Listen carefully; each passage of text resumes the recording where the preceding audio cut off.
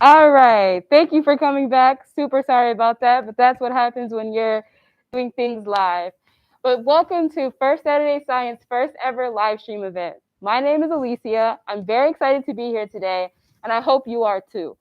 We're going to be talking about some really cool things like meteorology, which is this month's topic. But before we get started, I want to go over some ground rules first. We're wearing masks in order to keep ourselves protected and the people around us protected. So if you have any issues with the audio, please let me know. But we're trying to compensate for that by talking very, very, very loud. And the second and most important will probably be make sure that you're having fun. I'm here to have fun, and I hope that you are too. All right, let's get started. So, like I said, this month we're talking about meteorology. What is meteorology? Does anyone have a guess? A guess from the audience, maybe? Weather. All right. Yes, meteorology is a branch of atmospheric science where it primarily focuses on our atmosphere and primarily focuses on weather forecasting. And why would weather forecasting be important? Why is it important to study the weather and air, the atmosphere? Audience, anyone? Anyone? Yeah. So we know what's happening. We have our little scientist over to the side in the audience, Kota, Dakota, who just explained. You can come in. Say hi. All right. So yes, we will want to make sure that in one thing that's important about studying meteorology is to be able to forecast the weather that we're going to see. And one reason why that is important is because maybe there's some type of extreme weather event happening, like a tornado or a hurricane. And meteorologists will be able to predict the intensity of those extreme weather events in case we need to evacuate. Um, Meteorologists actually use really cool tools. Do you have an idea of what kind of tools meteorologists use? Radars, yes. Coda, you're very good at this. Meteorologists use very, very cool tools like satellites, radars, like Kota said. They also use supercomputers, and they take all of this information that they get from their radars and their satellites, and they put them into supercomputers that output numerical data that helps them predict the weather for us. So when we go outside, we know that maybe it's going to rain, or like I said earlier, there might be a hurricane. Um, yeah. So, anyways, we're going to go ahead and get started with our activities, and we're going to be talking about greenhouse gases. Do you know what greenhouse gases are, or what main three greenhouse gases there are? No? All right, you want to take a guess? Take a shot? Carbon dioxide is one, absolutely. Very good job. We have carbon dioxide, methane, and nitrous oxide. And these are our primary greenhouse gases. And today, Antavia will be talking about carbon dioxide especially.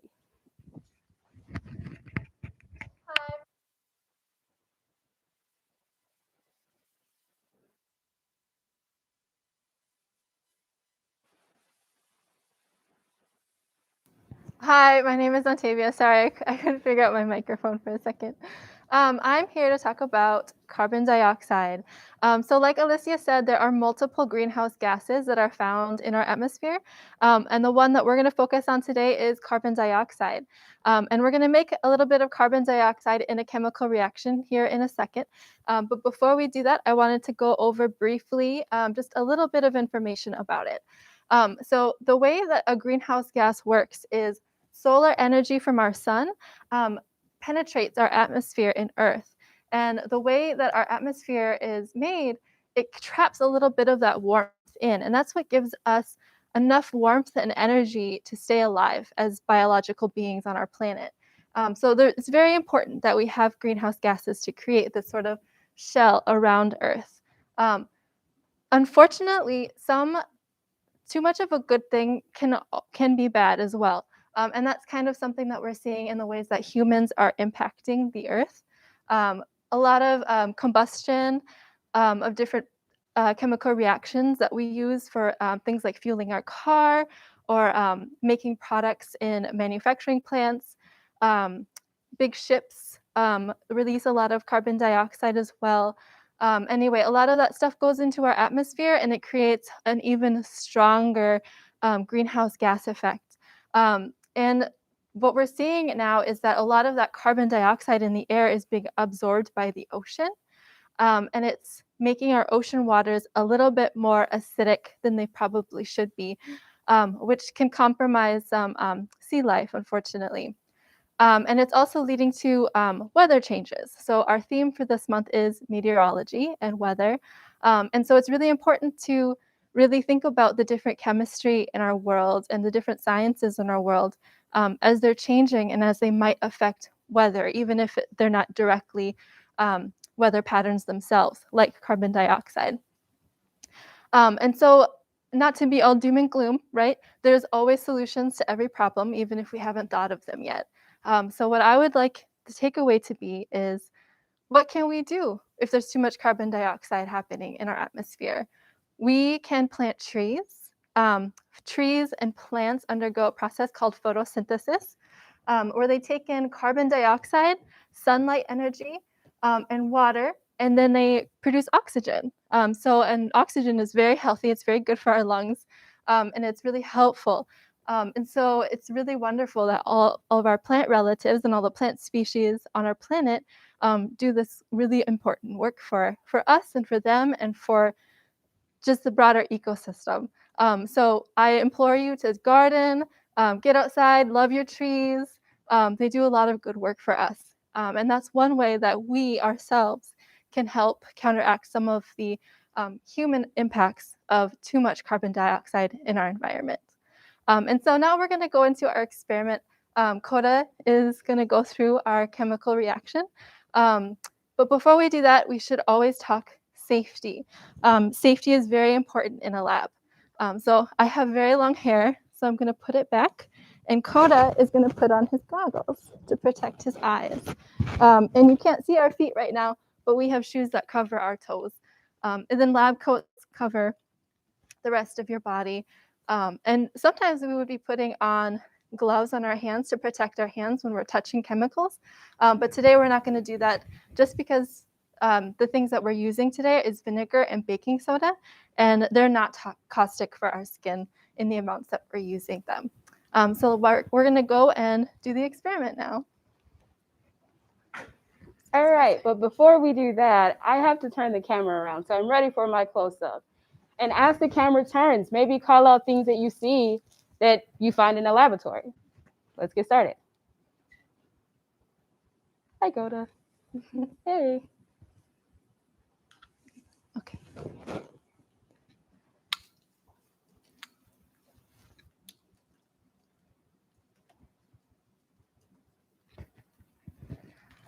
Okay, so you can see here our balloon, which will come in each First Saturday Science take-home kit. And then we also have an empty bottle. And then your bottles at home have vinegar already inside of the bottle. But we haven't quite done that step yet, so we have our vinegar in an Erlenmeyer flask here. We also have a funnel. And we already prepared our baking soda balloon, but in case you wanted to see what a baking soda box looked like, we have one there as well. And then I also wanted to show you our greenhouse. In case you weren't sure what a greenhouse looked like, our little plant friend here is going to help watch us do the experiment from their greenhouse. So Kota is going to take the bottle and open it. Make sure your hands are in the, yep. And set the bottle down. And then he's going to take the plastic funnel and put it inside of the bottle. And then he's going to use one hand to hold the bottle steady. And then the other hand is going to grab the glass Erlenmeyer flask with the vinegar in it and pour it into the bottle. And vinegar has kind of a funny smell due to the acetic acid content in it. So vinegar, oh, gentle. So vinegar has acid in it. It's an acid product. Pour all of it in there. Good job. He's being very careful not to overfill the funnel. I always do that and then it spills, so I'm glad he's being patient. Wonderful. And now Kota is going to, remove the funnel. And then open the baggie with the balloon in it.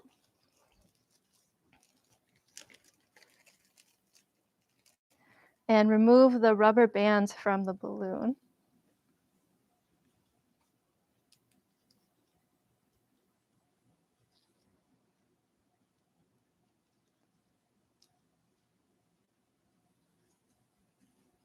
Now, baking soda is a base. It's the opposite of an acid. Now, this is the very important step. We have to be very cautious here because once the baking soda touches the vinegar, it's going to react. So we don't want that to happen right now.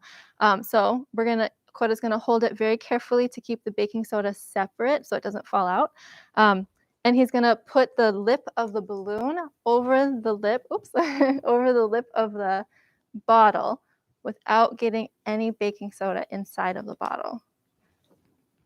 And I can help too, if you want me to help.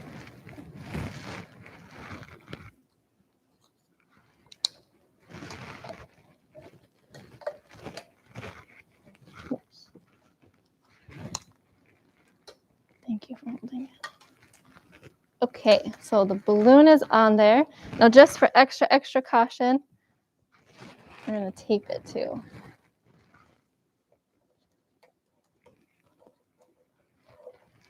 Yeah, go for it.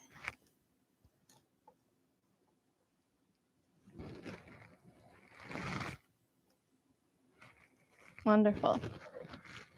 Let's do one more piece of tape just in case.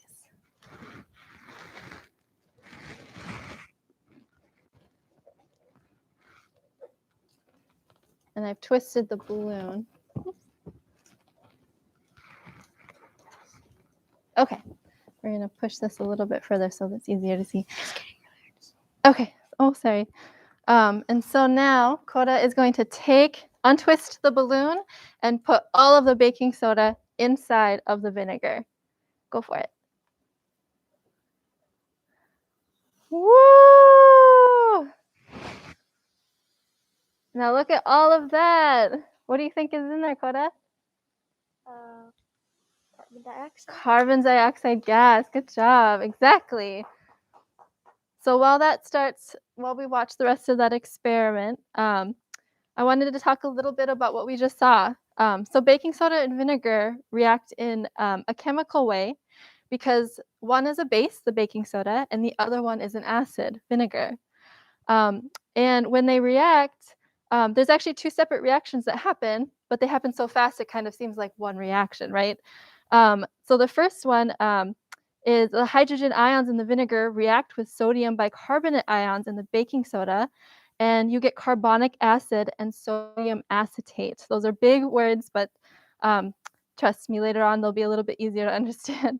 The second reaction is called a decomposition reaction, in which the carbonic acid that's formed decomposes into water and carbon dioxide gas. So all of the liquid that we see in here is what, Kota? Vinegar. Water. It's water, yeah. So it's decomposed into water and CO2 gas. So even though we started with two things called baking soda and vinegar, we ended with two completely different things, water and carbon dioxide. Exactly. And the carbon dioxide is in a gaseous form, and that's kind of why it can be kind of hard to see with our eyes, even though it is very much present in our atmosphere. Thank you. All right.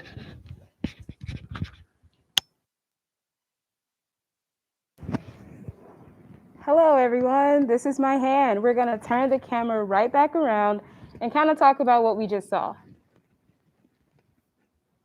So 1 second.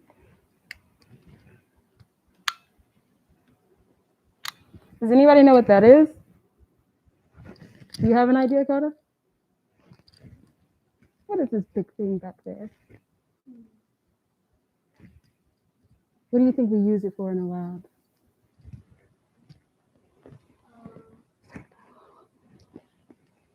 There are no wrong guesses.